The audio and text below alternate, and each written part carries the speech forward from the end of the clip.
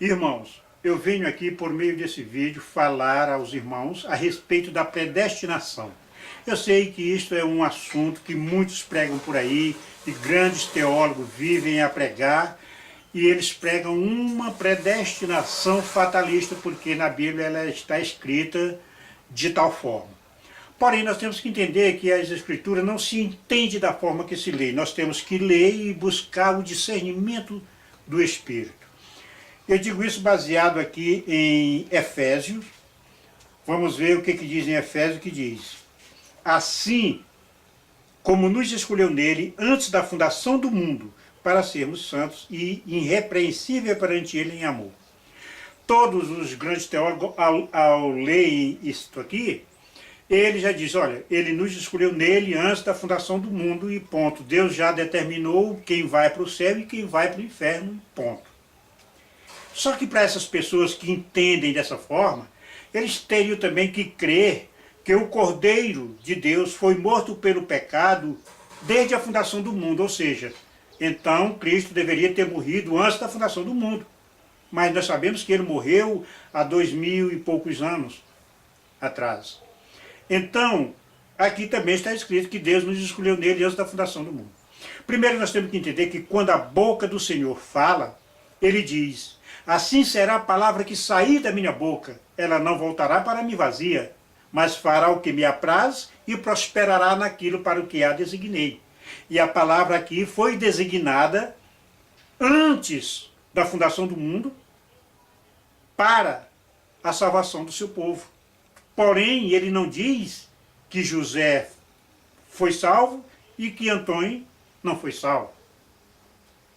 Então, meus queridos, o que nós temos que ver é que Deus pré-anunciou esta salvação nele. Porque só quem nos salva, quem é? Ele. A salvação é de Deus. Ele é a nossa salvação. Por isso diz que ele nos escolheu nele antes da fundação do mundo. Assim como o Cordeiro também foi morto desde a fundação do mundo por esses que aqui foram salvos. Então, quando Deus fala para ele, já é fato. Por quê? Porque a boca do Senhor falou. Mas para nós entendermos essa predestinação, nós vamos para Isaías, no capítulo 66, vamos ver o que está dizendo no capítulo 66 que ele diz. Capítulo 66, versículo 8, que diz: Deus diz: quem jamais ouviu tal coisa? Quem viu coisa semelhante? Pode acaso nascer uma terra num só dia? Olha aqui o que ele nos coloca. Pode acaso nascer uma terra num só dia? Não. Não pode a terra nascer de um só dia, mas como ela foi criada pelo poder da palavra, um dia esta palavra foi pré-anunciada e levou eternidades para isso vir a acontecer, mas a terra está aí, criada pela palavra de Deus. Como diz, pela fé entendemos que foi o universo criado pelo poder da palavra de Deus. Então, aqui em Gênesis nós podemos ver que Deus, no princípio está escrito, Deus criou os céus e a terra. A terra era sem forma e tal, mas não diz que ele criou ela num dia. Está entendendo? Só diz que ela estava sem forma, vazia, e havia trevas sobre a face do abismo, e o Espírito de Deus parava por sobre as águas. Então, quer dizer, a palavra foi pré-anunciada num dia, mas ninguém sabe o tempo que ela levou para vir à existência. Só sei que Deus não saiu por aí catando pedrinhas para formar a terra. Isto foi criado pelo poder da palavra. Então, o que eu quero dizer é que Deus pré-anunciou que o seu povo seria salvo. E isso é nele, é claro. Então, e aí ele continua dizendo: acaso ou nasce uma nação de uma só vez? Pode, meus irmãos, nascer uma nação de uma só vez? Não. Não pode. Para nascer uma nação de uma só vez, primeiro, como foi na criação, veio Adão e Eva, e daí veio todos os seres humanos. Uma nação, para vir a existir, tem que ser aos poucos até formar uma nação. É isso que ele está colocando aqui para poder nos dizer isso aqui. Ouça. Aí ele diz, pois Sião, ou seja, os céus, antes que ele viesse as dores, antes das dores de parto, deu luz a seus filhos. Ou seja, a palavra de Deus, antes de chegar à nossa era, a palavra de Deus já tinha determinado que uma nação seria eleita. Uma nação seria eleita. Onde é que está isso? Vamos lá para 1 Pedro, vamos ver o que ele diz lá em 1 Pedro, o que tem escrito a respeito desse assunto aqui. Em 1 Pedro, no capítulo 2, no verso 9, está escrito: vós, porém, sois raça eleita. Olha, veja aí uma eleição. Vós sois raça eleita, sacerdócio real, nação, aquela lá de Isaías. Uma nação pode nascer em só dia? Não, mas os filhos de Deus nasceram todos de uma só vez, que é esta nação santa. Por quê? Porque ela foi predeterminada antes dos tempos eternos que seria salvo. Então, seria salvo como? Pela eleição da graça. Por isso aqui está escrito: sois raça eleita, sacerdócio real, nação santa, povo de propriedade exclusiva de Deus. Então, meus queridos, por que é que eles pregam uma predestinação fatalista, de que Deus já determinou que um vai para o céu e outro vai para o inferno? Não. Existe sim uma determinação nesse sentido de que uns seria salvo e outros não, mas não indica indivíduos. Tanto é que em Zacarias, vamos ver aqui em Zacarias o que está escrito a respeito desta nação. Zacarias 13 está escrito, 13 verso 8. Em toda a terra, diz o Senhor, 2/3 dela serão eliminados e perecerão, mas a terceira parte restará nela.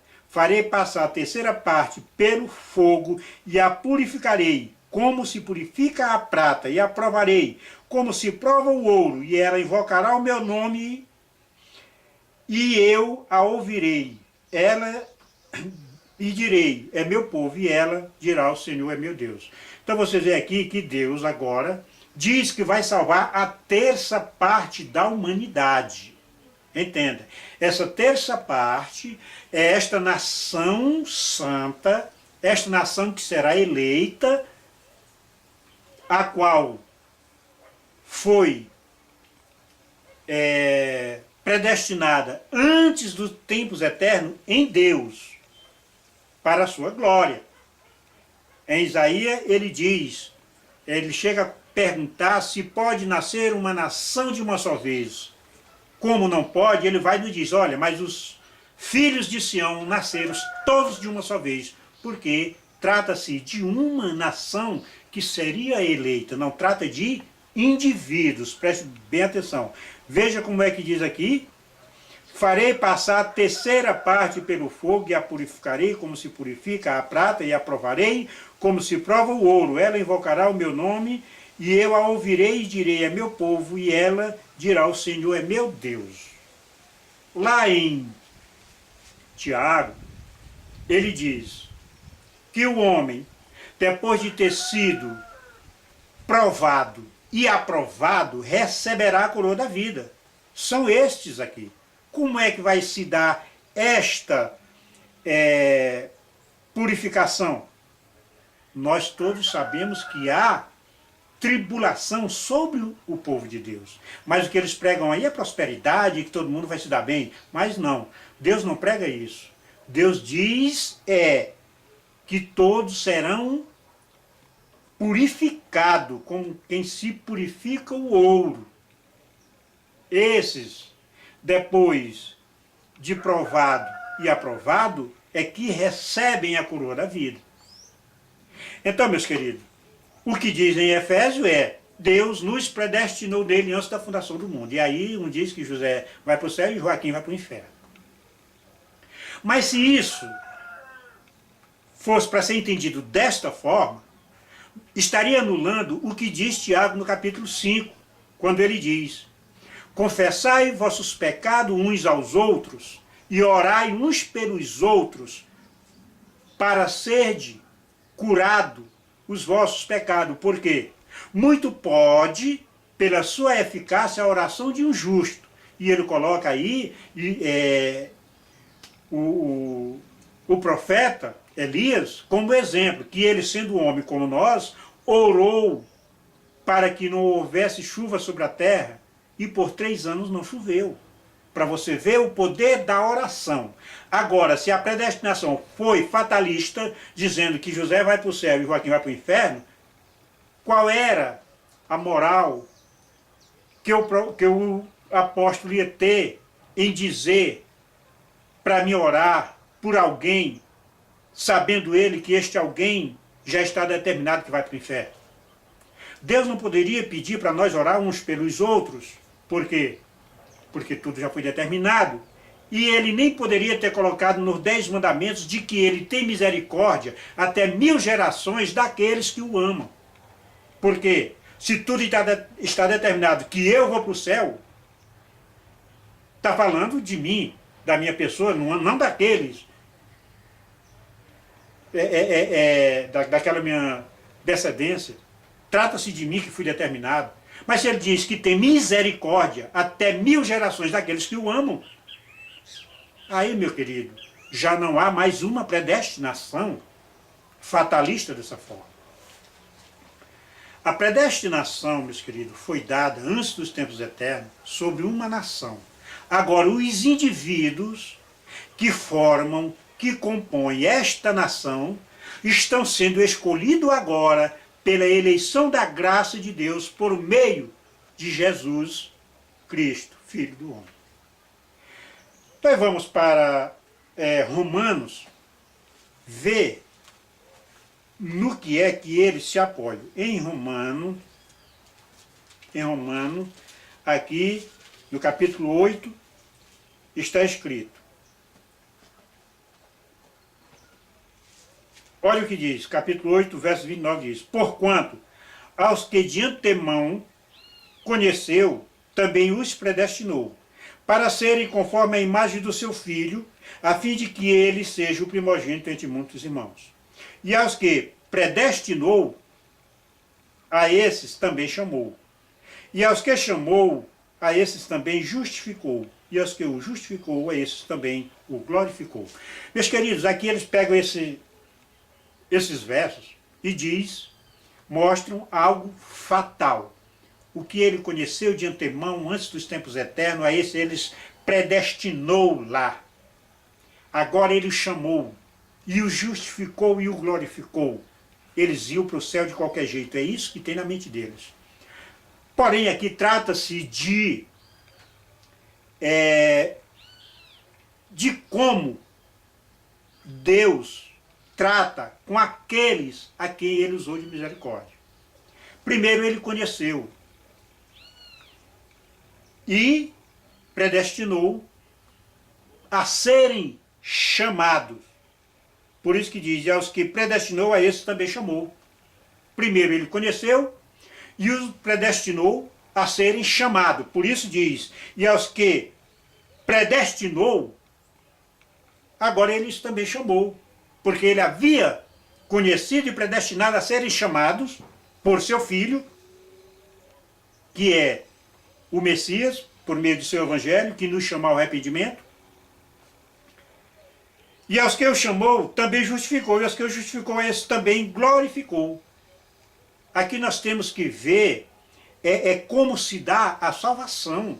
O que ele conheceu de antemão, ele predestinou a serem chamados. E ao ser chamados, são predestinados a crer no seu Filho. Por isso é que lá em Isaías capítulo 53, o Pai diz, quando ele der a sua alma na morte, eu lhe darei muitos como sua parte. E Jesus, lá no livro de João, diz, e a vontade do meu Pai é esta, que eu não perca nenhum daqueles que ele me deu. Pelo contrário, que eu o ressuscitarei no último dia. Porque ninguém pode vir a mim se isso não for concedido pelo Pai. Porque o Pai conheceu e o predestinou a crer no seu Filho, e o seu Filho os predestinou para a vida eterna, justificando e o glorificando. eles não têm o discernimento da palavra e ficam pregando uma predestinação fatalista, onde você pode cruzar os braços e esperar, porque nada mais pode ser feito. Se eu for para o inferno, não adianta eu querer. Se eu vou para o céu, não adianta eu não querer. Eles falam isso baseado aqui em Romanos 9. Vamos ver. Romanos 9, no verso 14, diz: Que diremos, pois, a injustiça da parte de Deus? De modo nenhum. Aqui, quando pergunta se é injustiça da parte de Deus, é porque aí ele já olha, não, porque ele determinou que um vai para o céu e determinou que o outro vai para o inferno, então há uma injustiça, não. Essa resposta aqui, esta pergunta aqui, refere-se a Isaías 6, lá onde Deus diz para Isaías, vai e diz a este povo, ouve, ouve, e não entendereis. Vede, vede e não percebereis, porque o coração deste povo está endurecido, né, para que não veja com os olhos, nem ouça com os ouvidos, nem entenda com o coração, não se converta e não seja salvo. Aí o profeta vai, se assusta e diz: até quando, Senhor? Aí ele diz: até que seja toda a terra desolada, e daí por diante. Então aí cabe a pergunta: é injustiça da parte de Deus? E aqui também fala dessa mesma profecia de Isaías 6. Então, olha o que diz. Pois ele diz a Moisés: terei misericórdia de quem me aprover ter misericórdia, e compadecer-me-ei de quem me aprover ter compaixão. Aqui ele não está dizendo que vai ter misericórdia daqueles que ele predestinou. Aqui ele está dizendo que vai ter misericórdia para predestinar quem ele quer. É o contrário. Mas quando eles leem, ele diz que não. Que ele está dizendo é que já teve misericórdia lá antes dos tempos eternos e ninguém tem nada a ver com isso. Não. Ele está dizendo o seguinte: terei misericórdia de quem me aprover ter. Ter, ele não teve. Ter misericórdia. E me compadecer-me-ei de quem me aprover ter compaixão. Está entendendo? Isso aqui está no presente. Então, meus queridos, aqui ele vai usar de misericórdia para predestinar alguém para a vida eterna. Por isso é que ele diz: assim, pois, não depende de quem quer ou de quem corre, mas de usar Deus a sua misericórdia. E aqui diz que a misericórdia triunfa sobre o juízo. Ele vai usar de misericórdia para com os misericordiosos, que são aqueles que receberam o dom de perdão, de arrependimento. Então, quando ele diz que não depende de quem quer nem de quem corre, meus queridos, ele só está dizendo que o homem é escravo das trevas. E que ele, mesmo querendo, não depende da sua vontade, porque ele não vai ter poder de se livrar do pecado. Quem nos livra do pecado, quem é? A cruz de Cristo, o sangue do Messias, ou a tua vontade? Aqui ele está dizendo isso. Não depende de quem quer, porque mesmo você sabendo o que é certo e o que é errado, conhecimento que tu alcançou lá ao comer do fruto, que passou a conhecer o bem e o mal, você está sabendo o que é o bom. Sabe que o bom é seguir a Deus. Porém, não depende de tu saber disso, de tu querer. Depende de Deus usar de misericórdia e perdoar teus pecados. É disso que dependemos. A predestinação é essa. Você está entendendo? Quando ele diz não depende de quem quer nem de quem corre, é porque você, mesmo conhecendo o certo e o errado, você não tem o poder em si de deixar as coisas do mundo e seguir a Deus. Para isso acontecer, é preciso que Deus te conceda o dom do Espírito. Por isso é que diz que Cristo, quando subiu às alturas, levou o cativo ao cativeiro e concedeu dons aos homens, que é o dom de perdoar, é o dom de amar, é o dom de arrependimento. Esse dom foi Deus que nos concedeu por meio do seu Filho, por isso que diz: pela graça sois salvos, isso não vem de vós, é o dom de Deus. Quando você sente a vontade de seguir a Deus, não pense que isso nasceu de você. Aí se cumpre o que ele diz: vós não me escolheste, eu vos escolhi primeiro. A vontade é em você que ela é despertada, mas foi Deus que despertou. Mas aí eles dizem: não, Deus nos predestinou antes dos tempos eternos, porque aqui está dizendo não depende de quem quer nem de quem corre, então tanto faz tu querer como tu não querer. Não, meus queridos, não. Ele está falando aqui do poder do pecado sobre ti. Ele dá o livre-arbítrio ao homem, para o homem escolher, e o homem escolhe, mas não tem o poder de abraçar aquilo que escolheu. Todo mundo quer ir para o céu, mas ninguém tem o poder em si de servir a Deus por si mesmo. É preciso que Deus te conceda do seu Espírito, que é o que te livra das trevas, que é não matar, não roubar, não se prostituir, não cobiçar. Isso aí é o Espírito de Deus que te livra de fazer essas coisas. Mas você mesmo querendo se chegar a Deus, tu não consegue deixar essas coisas. De ti mesmo, não. Por isso ele diz, não depende de quem quer nem de quem corre, mas de quem Deus usar de misericórdia. Ele foi misericordioso para conosco, agora nos concedeu o dom do Espírito e nós vamos ter em nós aquela vontade de nos afastar do mal. Aí estamos sendo predestinados para a vida eterna, para fazer parte daquela nação santa, eleita antes dos tempos eternos. É isso, é assim que se dá. Porque se houvesse uma predestinação fatalista, Cristo não poderia ter vindo morrer pelo pecado de ninguém, porque todos já estão determinados a ir para o céu. E esses determinados a ir para o inferno. Qual era a função de Cristo? Te trazer um caixão? Te sepultar? Para te seguir a estrada? Pelo amor de Deus. A predestinação está sendo feita pela eleição da graça. Deus nos elege ao nos predestinar para a vida eterna. Esta é a função do Messias, nos conceder do Espírito do Eterno, que são suas palavras. Como ele diz, as palavras que eu vos tenho dito são Espírito e são vida. Então, meus queridos, ele diz, aquele que não tem o Espírito de Cristo, esse tal não é dele. Então não existe aí uma predestinação determinada antes dos tempos eternos. Para indivíduos não, e sim, de uma terça parte da humanidade. Esses serão provados e aprovados. Por isso que existiu tribulação sobre todo o povo de Deus da antiguidade, até mesmo de seus profetas e apóstolos, que morreram a fio de espada, enquanto os cristãos foram perseguidos. Vai acontecer outra vez. Se você está querendo se livrar do sofrimento por causa de Cristo, você ainda não se converteu. E aí ele continua dizendo, porque as Escrituras diz a Faraó, por isso mesmo te levantei para mostrar em ti o meu poder e para que o meu nome seja anunciado por toda a terra. Logo tem ele misericórdia de quem quer e também endurece a quem lhe apraz. E aí vem a história dele ter endurecido o coração de Faraó, mas as Escrituras diz que o endurecimento dos corações é Deus deixar a pessoa em si mesmo. Tanto é que ele diz lá em Eclesiastes que fez isto para provar ao homem que ele em si mesmo é igual ao animal,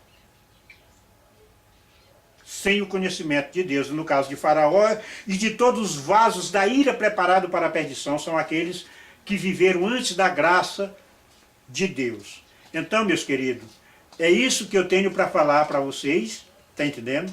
É que Deus endurece o coração do homem no momento em que Deus se afasta do homem. Nesse momento Deus está endurecendo o coração dele porque ele está em trevas e não tem alento, não tem poder de si mesmo para sair das trevas e buscar a luz.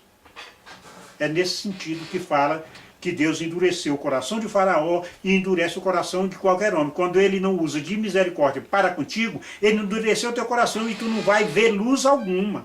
Por isso é que Cristo diz, se a luz que há em teus olhos forem trevas, que grandes trevas serão. Você não vai ver a luz da vida a qual é Cristo. Mas a luz do Evangelho é quem faz nós ver a vida eterna, é quem nos faz nos chegar a Deus. O Evangelho de Cristo, como diz, a fé vem pelo ouvir da pregação, a pregação da palavra de Deus. E sem fé é impossível agradar a Deus, diz lá em Hebreus 11:6. Então, meus queridos, Deus Quando ele diz aqui em Romanos 9, que é um dos capítulos fácil de ser entendido para os homens, como Augusto Nicodemos diz que desde 4.000 anos aí o homem vem tentando entender livre-arbítrio com predestinação e é algo impossível. Por quê? Porque eles querem pregar da forma que leem. E aí fica impossível. A sabedoria do homem é loucura para Deus. Mas aqui ele está dizendo que ele usa de misericórdia para quem ele quer. E endurece quem lhe apraz. Não depende de quem quer nem de quem corre. Tu quer, mas tu não pode. Então é preciso que ele use de misericórdia. É isso que ele está dizendo. Ele não está dizendo que já fez isso antes dos tempos eternos. Quando ele diz que nos escolheu antes dos tempos eternos, nos escolheu nele, é porque ele escolheu uma nação santa. Esta nação aqui, essa terça parte aqui vai ser salva. Aí ele foi, conheceu esta nação, predestinou a serem chamados para vir a crer no seu Filho e por ele ser justificado e glorificado. Por isso é que Cristo diz, ninguém vai ao Pai senão por mim, porque ele é o caminho, a verdade e a vida. Porque ele disse isso? Porque ele é a palavra. E a palavra é aquela que nos conduz a Deus. É o caminho, a verdade e a vida. Como ele diz, Pai, santificai-os na verdade. A tua palavra é a verdade. Então, meus queridos, em breve eu estarei postando um outro vídeo aí a respeito da lei. Até porque hoje é um sábado e eu vou desejar a vocês um feliz sábado. Ponto. Eu sei que agora todos estão pensando que eu sou um adventista. Não, meus queridos.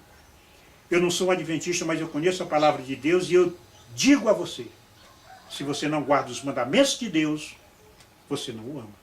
Você vai entender a respeito da lei, que é algo muito bom, como também é bom o assunto da predestinação. Por quê? A predestinação de Deus não anula o livre-arbítrio do homem. Eu vou deixar isso claro. Por quê? O que anula o livre-arbítrio do homem é o pecado. Por causa do pecado, o livre-arbítrio do homem ficou restrito às coisas terrenas, porque o homem também é terreno. Então, ou seja, tudo que há no mundo, que você vê, que você cobiça, você pode correr atrás e conseguir. Mas as coisas do Espírito, você não opta por elas. Por quê? Porque você não entende as coisas do Espírito de Deus, porque você é treva. Mas no momento que Deus te concede o dom do Espírito, o dom de amar, o dom de se arrepender, você sente em si o desejo de deixar as coisas do mundo e seguir a Deus. E aí é onde ele diz, vós não me escolheste, eu vos escolhi primeiro. Então, este dom não vem de vós, é dom de Deus. Amém.